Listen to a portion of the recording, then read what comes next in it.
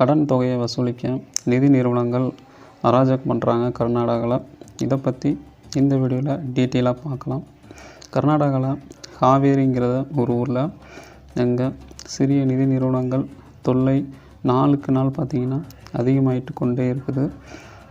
ஏற்கனவே மைசூர், சாம்ராஜ்நகர் போன்ற மாவட்டங்களில் பணம் வாங்கியவர்கள் பார்த்திங்கன்னா இந்த மாதிரி நிதி நிறுவனங்களில் பெரிதும் பாதிக்கப்பட்டாங்க. இப்போது பார்த்திங்கன்னா காவேரி ஆடவி ஆஞ்சநேயா லேஅவுட்டில் ரணபெண்ணன்னு சொல்லி ஒரு ஊர் இருக்குது. இங்கே வசிக்கிறவங்க எல்லாருமே கூலி வேலைகளை மட்டுமே செய்கிறாங்க. இவங்களை குறி வச்சு இந்த சிறு நிதி நிறுவனங்கள் 20,000 முதல் லட்சம் 1 லட்சம் ரூபாய் வரைக்கும் பார்த்திங்கன்னா அவங்க தகுதிக்கேற்ப லோனை கொடுத்துட்டு இந்த மாதிரி டார்ச்சர் பண்ணுறாங்க.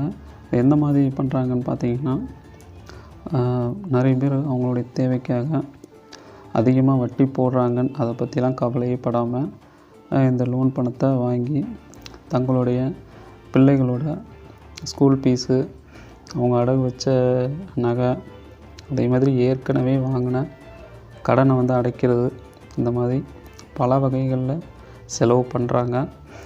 இதெல்லாம் வட்டி அதிகமாக இருந்தாலும் நம்மளுடைய தேவைக்கேற்ப வாங்கி செலவு பண்ண தான் செய்கிறாங்க இந்த கடன் தொகையை. இந்த கடன் தொகையை பார்த்திங்கன்னா வாரம் கட்டுற மாதிரி இருக்கும், மாதம் கட்டுற மாதிரி இருக்கும், அப்படின்னு சொல்லி திருப்பி செலுத்துகிற மாதிரி தான் இருக்கும்.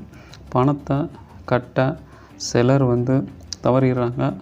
அப்போ அந்த நிதி நிறுவனங்கள் என்னென்ன பண்ணுறாங்க, அட்டூழியம் பண்ணுறாங்கன்னா, அவங்களுடைய வீட்டுக்கு நேரடியாக அநாகரிகமாக நடந்து கொள்கிறாங்க. அதே மாதிரி சிலர் பார்த்திங்கன்னா ஆபாச வார்த்தைகளால் திட்டுறாங்க கஸ்டமரை. மேலும் பார்த்திங்கன்னா இதனால் பாதிக்கப்பட்ட பலரும் வேறு ஊரில் குடிபெயர்றாங்க இந்த டார்ச்சர் தாங்க முடியாமல். இதனால் நிறைய வீட்டில் பூட்டு தொங்குது. அங்கே வசிக்கிறவங்க வீட்டு பிரச்சனை, கடன் தொல்லை காரணமாக நிதி நிறுவனத்திட்ட கடன் வாங்குகிறாங்க.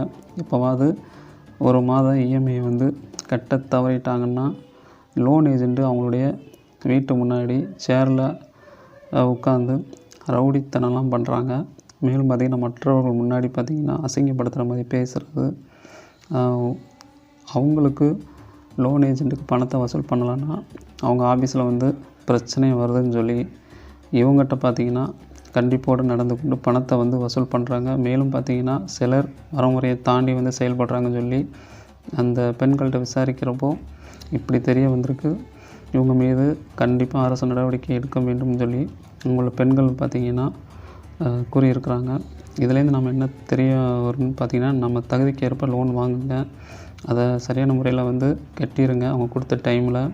ஸோ அப்போ தான் நமக்கு எந்த ஒரு பிரச்சனையுமே இருக்காது. இல்லைனா நம்ம தகுதிக்கு ஏற்ப அதுக்கு மேலே லோன் வாங்கினோம்னா அது நமக்கு பிரச்சனை தான். ஒரு லோனு நீங்கள் கட்டிகிட்டு இருந்தீங்கன்னா அடுத்த லோன் வாங்காதீங்க தயவுசெய்து.